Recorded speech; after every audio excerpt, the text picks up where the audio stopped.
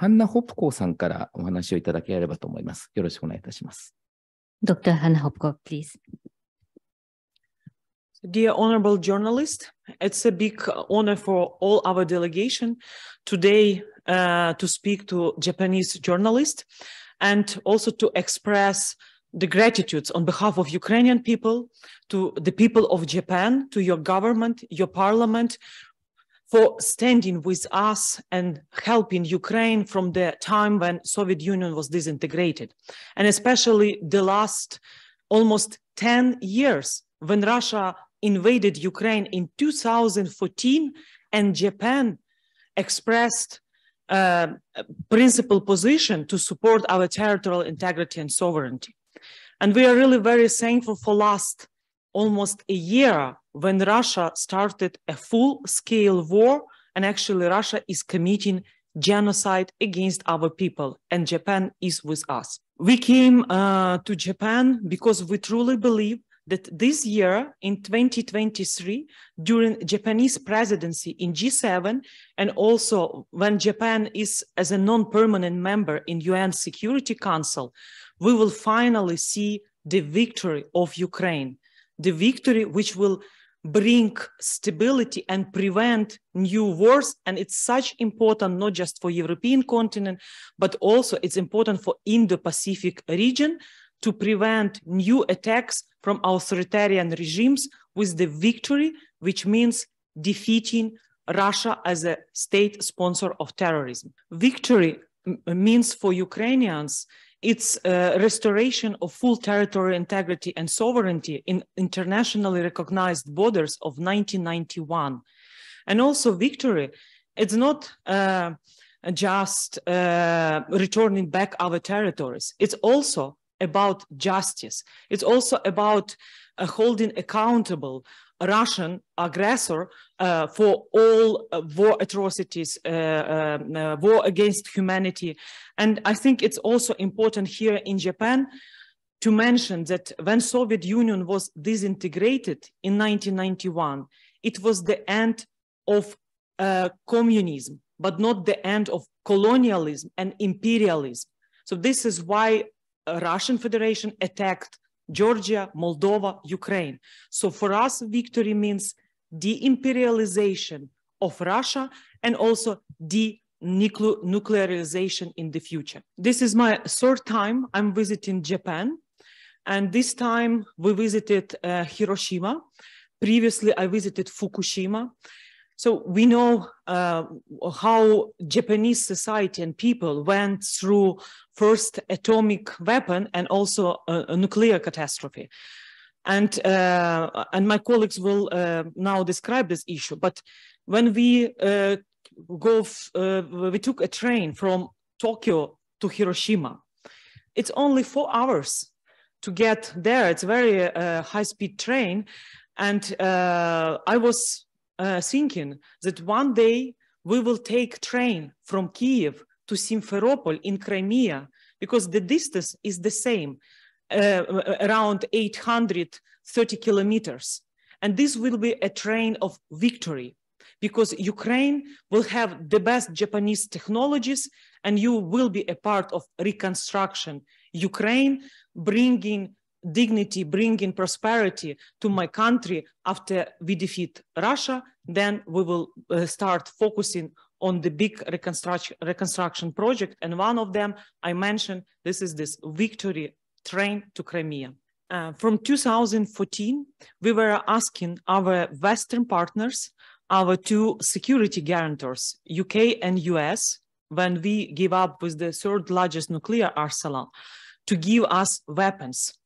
But we were advised that only peaceful settlement, only political diplomatic way, and more than 8 years of such approaches when Ukraine wasn't received a lethal weapon. Remember how we demanded javelins, and they, many partners told us, no, we will negotiate with Russia.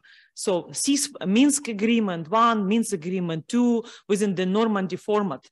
So actually all this approach of political diplomatic solution failed and now we are facing a genocide. This is the lessons I think countries in this region should also learn. Never trust your enemy, which, for example, like enemies in your region are militarizing, using modern technologies and preparing actually for attacking your neighbor. Of course, we analyzing the facts like massive build-up near the Ukraine-Russian borders, Ukraine-Belarusian borders, more than 140,000 of Russian troops. This was a powerful signal that Russia is preparing for the full-scale war. So, of course, we've also seen before weaponization of information, weaponization of energy, cyber security attacks, using Russian agents to disorganize and destabilize country inside, using the fifth column. So all this was a hybrid warfare when we were knowing that Russia is preparing for genocide. At that time, we didn't expect that this would be probably as such level of atrocities, what they did in Bucha, what they did with Mariupol, what they did in Izium and Kherson and all the cities. Because as a human beings, we cannot understand how another human beings are killing, are raping kids, are torturing men. And it's something like you cannot accept, imagine, yeah. And what is also important, this is energy security. As I think also for Japan is one of the priority issue. Remember the Nord Stream 2 project, how Russia was trying to extend its monopoly and then weaponize energy to strengthen its influence at the European Union decision makers. So I think we all have to become independent from resources from authoritarian regimes. So this is why we are asking United States to join to the decision of European Union, recognizing and designating Russia as a state sponsor of terrorism and impose sanctions on Russian nuclear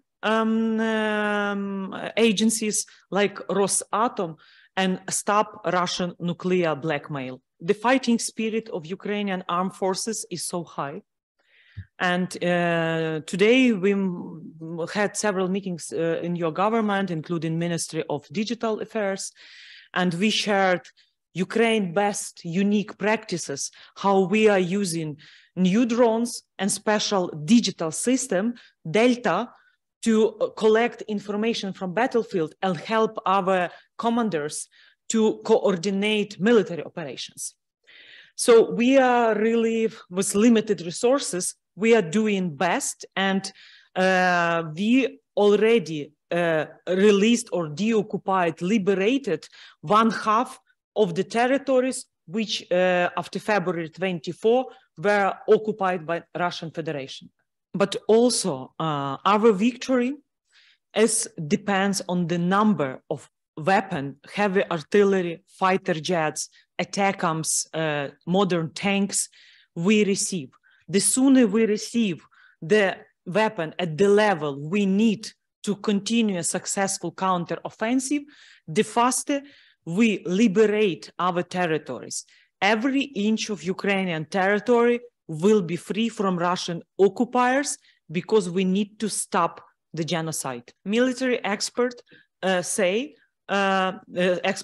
that Crimea is an achievable goal in 2023 if Ukraine is being supplied by enough modern weapon we need. The decision of Ukrainian parliament, the resolution on northern territories of Japan, I think this is very principled position, not just by Верховна Рада, Ukrainian parliament, but also the president and the people of Ukraine. Because Ukrainian parliament also adopted a resolution condemning the occupation of Chechen Republic of Ichkeria, and also president made an appeal to the indigenous people peoples living at the territory of Russian Federation, which are suffering from this grabbing of resources or extraction of resources, and when Russian oligarchs are making people very poor to the levels that the only way to survive to go to Ukraine and to be killed. So I think it's really important that this decision on northern territories of Ukrainian parliament, it's important to that this decision should be a part of international agenda and also as a preparation of the roadmap how to return the northern territories back to Japan. So this is why it's so important for Ukraine to have this victory, because victory means Donbass and Crimea back to Ukraine. Victory of Ukraine means demilitarization of Transnistria in Moldova. Victory means also demilitarization of occupied territories in Georgia. Victory of Ukraine means also changes in Belarus. Victory of Ukraine means prevention of China attacking Taiwan and creating tensions near Japan. So this is, I think, strategic decision of Ukrainian parliament, and Ukrainian members of Verkhovna Rada visited Tokyo last December, and they also discussed this decision. And I think you should use also interparliamentary assemblies and continue encouraging another parliaments in European nations to adopt similar resolutions like Ukrainian parliament did to continue this policy, because I think that when I mentioned at the beginning, de-imperialization of Russian Federation, because in last century, Ukraine suffered a lot during the Soviet Union when Stalin organized a man-man famine against Ukraine.